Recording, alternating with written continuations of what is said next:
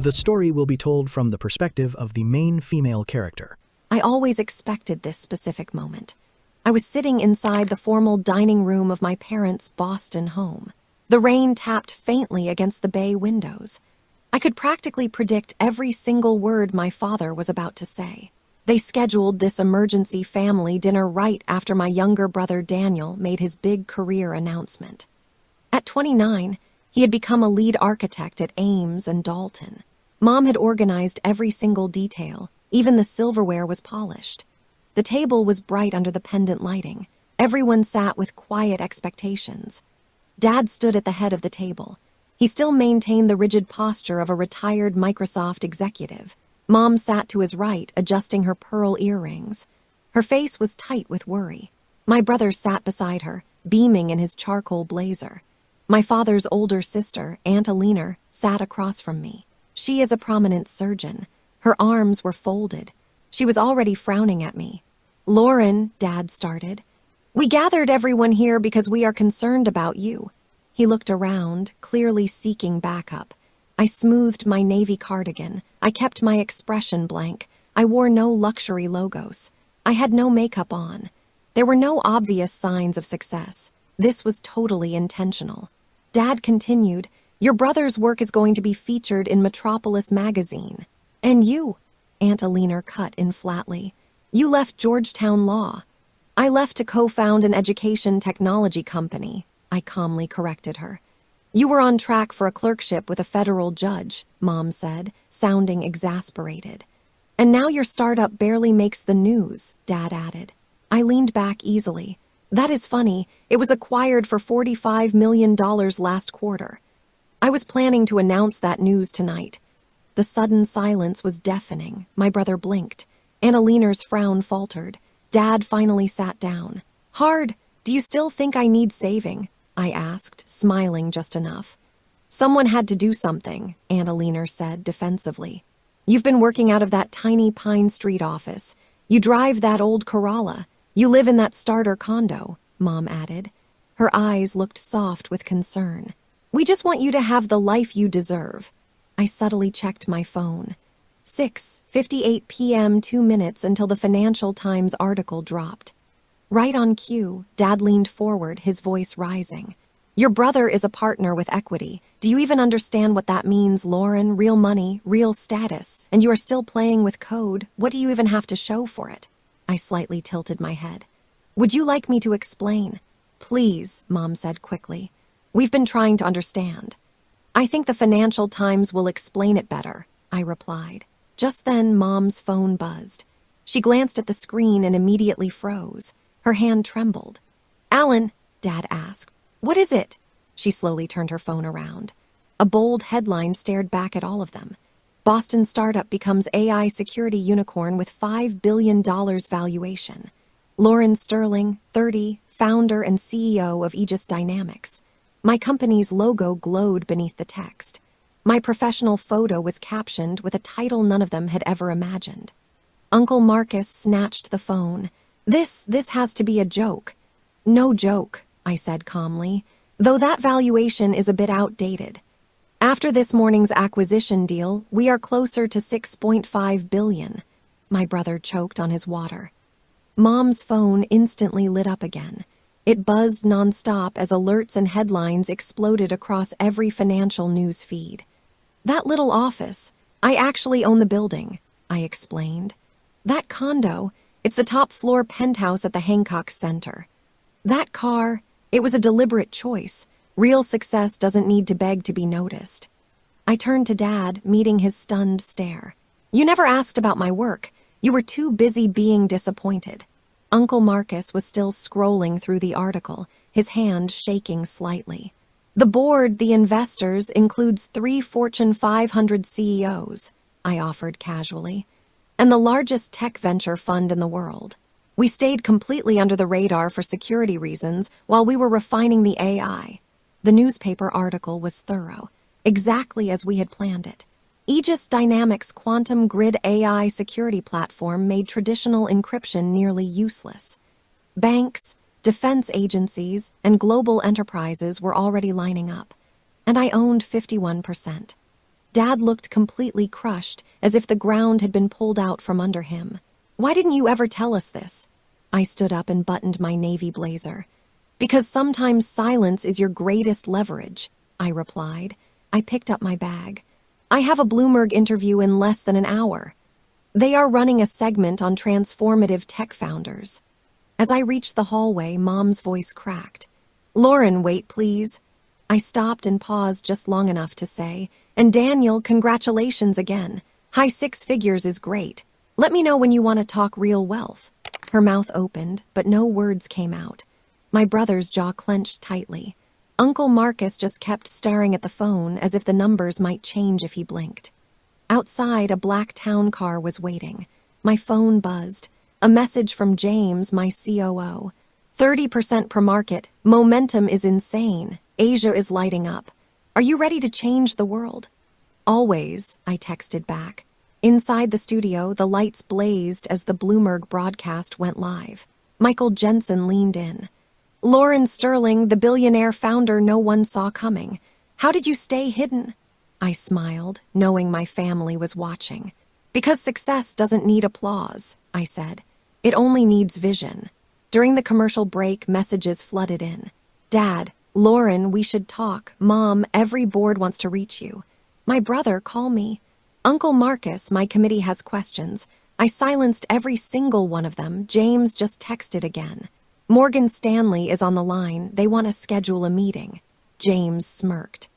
I smiled, thinking of my old corner office at Morgan Stanley, the one I had abandoned 3 years ago, the very same firm that had passed on our Series A funding. "We're back in 30, the producer called out. As the cameras blinked back on, Michael Jensen leaned in. "Lauren, your AI-driven quantum encryption is being called revolutionary, industry-altering. How does it feel to disrupt the global cybersecurity landscape?" "It feels like validation," I said, thinking of all the holidays where my work was dismissed as just a phase. But this is truly just the beginning. After the interview, I checked my phone. 147 missed calls. Headlines spread like wildfire. Stealth CEO shakes up tech. Lauren Sterling, the billionaire nobody saw coming. Aegis Dynamics redefines security with quantum leap. When I arrived at HQ, Maria met me at the private elevator.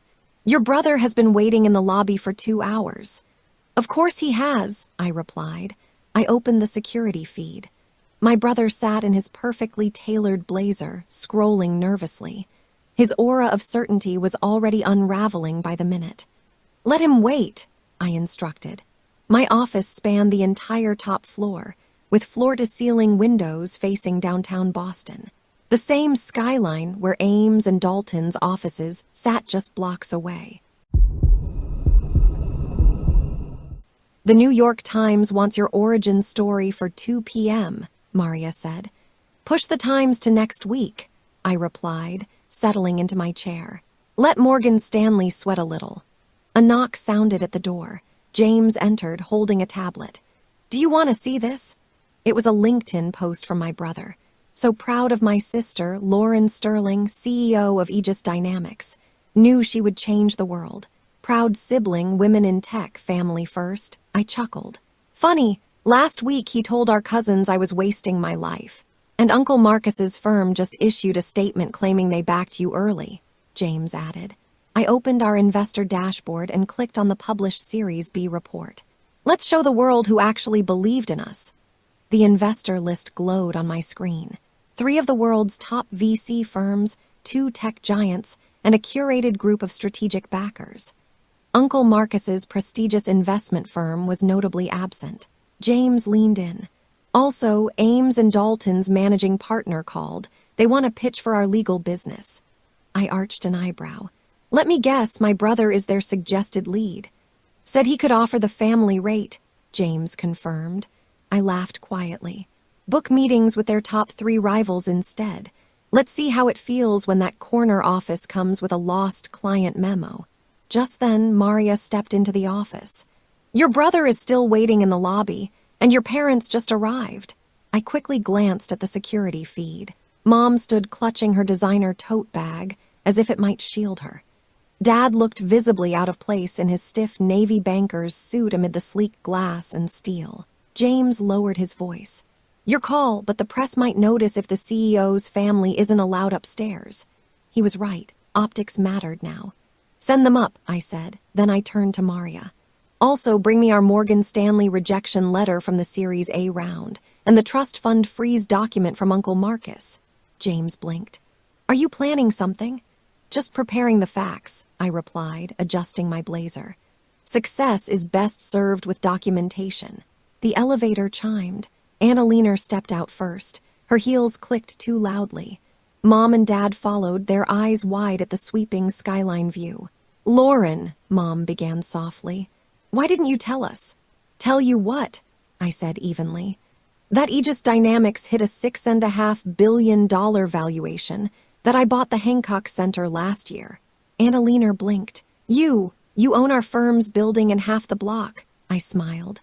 Being your landlord is just a side project. Dad stepped forward. Sweetheart, we were wrong. You were silent, I said, holding up the trust fund freeze letter. Until now, or like when Uncle Marcus decided I needed to learn responsibility, I added, holding up the letter again. Mom sank into the nearest chair. You thought you knew better, I finished. I walked slowly to the window. You thought success only came in one shape, corner offices, tailored suits, and Ivy League titles. I turned to face them. Do you want to see what real success looks like? I pressed a button on my desk. The frosted glass behind me instantly faded to clear. It revealed the vast innovation floor below. Rows of engineers, developers, and research scientists were immersed in their work. This, I said, is what $6.5 billion looks like. 200 brilliant people building the future of cybersecurity. Not one of them cares what I drive or where I live. They only care about vision. Annalena cleared her throat. The firm's partners asked me to share our legal services. I already booked 3 meetings with your competitors, I said smoothly. She flinched. That could affect your partnership bonuses, likely. I smiled faintly. But I'm sure you will land on your feet. We're family, she quickly stated. Family? I lifted the Morgan Stanley rejection letter. Family asks, family believes before the headlines. Dad took a tentative step forward. We can start over. I tilted my head. Fix what? My thriving company, my controlling interest, or the fact that your disappointment now has more net worth than all of you combined? The silence was perfect. I checked my watch. Morgan Stanley will be here in 20 minutes. Funny how rejection turns into respect. Lauren, please, Mom whispered. Join us for dinner. Let us try. I looked at them. I really looked. The shine in their image was clearly fading. I have a better idea, I said. I'll be keynoting the World Tech Summit next week. You can watch from the audience. They understood the implication. As they left, James reappeared. Stocks are still climbing. Tech leaders want meetings. Press is nonstop. I smiled. Let them wait. Ready for the Morgan Stanley pitch? James asked, a glint in his eye. I smiled, remembering my old boss scoffing when I gave notice. Oh, I'm ready, I said. Let's show them what they passed on. Success wasn't just about proving them wrong. It was about proving me right, and I was just getting started. The main stage at the World Tech Summit was even more electrifying than I had imagined during those long nights coding alone. Towering screens pulsed with Aegis Dynamics logo. 5,000 attendees filled the grand hall. Every major tech outlet had front row access. From backstage, I spotted my family taking their seats. 4th row center, Mom in her signature Chanel, Dad sharp in his tailored power suit. Aunt Alina looked tense. Her usual courtroom armor was stripped by the unfamiliar setting. Even Uncle Marcus had managed to find a seat despite not being invited. 2 minutes, Miss Sterling, the stage manager said. I adjusted my blazer over a sleek black dress. Hair pulled back, no flashy accessories. Not the kind of success they had once praised, but exactly what a billion-dollar founder looked like. My phone buzzed. James again. Stock just hit $450. That's 180% up since the FT story. Ready to shock the room? I smiled. They had no idea. The announcer's voice echoed. Please welcome the founder and CEO of Aegis Dynamics, Lauren Sterling. Applause thundered. I stepped onto the stage with calm authority. The screens behind me flickered to life. 3 years ago, I began, I left a prestigious finance career to chase what my family called just a dream. Today, that dream is worth $8 billion. Dad flinched visibly. But this isn't just about money, it's about vision. Where others saw encryption as a wall, we saw a doorway, a quantum doorway. And this morning, I added, we were awarded a $13 billion federal contract. The crowd erupted. In row 4, Mom clutched Dad's arm. Aunt Alina's jaw dropped. I continued with a calm smile. We have acquired the Hancock Digital Securities. Aunt Alina's head snapped toward me. Her firm's largest client was gone in a single breath. But perhaps more significantly, I paused, letting the moment settle. We have launched the Sterling Innovation Foundation, a $550 million endowment to back young entrepreneurs who, like me, were told their vision was impractical. The screens shifted to reveal our first initiative, full scholarships for women in tech, especially those dismissed or underestimated. As I laid out Aegis Dynamics' global expansion plans, I watched their faces. Dad wore a smile, too proud, too late. Mom wiped a tear, finally understanding what she had ignored. Aunt Alina furiously texted, likely her firm's crisis team. After the keynote, the media closed in. Is it true you're the youngest self-made billionaire in tech? Can you comment on the Morgan Stanley merger rumors? I answered each one smoothly. Meanwhile, my family hovered at the edges of the crowd, uninvited to the spotlight they once denied me. Back in my office hours later, Maria placed the evening headlines on my desk. Lauren Sterling redefines tech power. Quantum Solutions seals $13 billion federal deal. They're still here, Maria added. They tried security again. I nodded. Send them up. They entered. They looked not like titans of industry, but like children who just realized they were no longer in control. That was, Dad began. Revolutionary, I offered. World-changing or just me playing with computers? Mom stepped forward softly. We were wrong, Lauren. Yes, I replied. You were. Aunt Alina nodded at the screen. The foundation, it's incredible. It's necessary, I said, so other women don't grow up believing no is the only answer. Uncle Marcus cleared his throat. About your trust. It's still frozen, I cut in, and I am thriving without it. Dad tried again. We want to be part of this, part of your success. I turned to face them fully. My success happened without you. It happened despite you. The time to join was 3 years ago when I needed your support. Aunt Alina's voice was quiet. Then why did you let us come today? Because success isn't about revenge, I said softly. It's about growth. You needed to see that the daughter you dismissed changed the world. The sister you pitied owns your firm's building. The niece you tried to control built an empire. I pressed a button. The frosted glass shifted to clear, revealing our bustling operations. Hundreds of employees, millions in equipment, the future unfolding in real time. This is what believing in yourself looks like. This is what happens when you refuse to let others define your worth. Mom wiped tears from her face. Please give us a chance to make it right. I smiled. You already did. Your doubt made me stronger. Your dismissal made me determined. Your lack of faith made me unstoppable. Dad finally spoke. I glanced at my phone as another alert popped up. Now I have a company to run, an industry to revolutionize, and a generation of entrepreneurs to support. You're welcome to watch from whatever distance you've earned. They left quietly, finally understanding the power had shifted. Later that night, James entered with the market close report. Stock hit $500, market cap over $11 billion. Send that to the board, I said, and schedule Morgan Stanley. You warned, James said, they'll try to buy you. I smiled.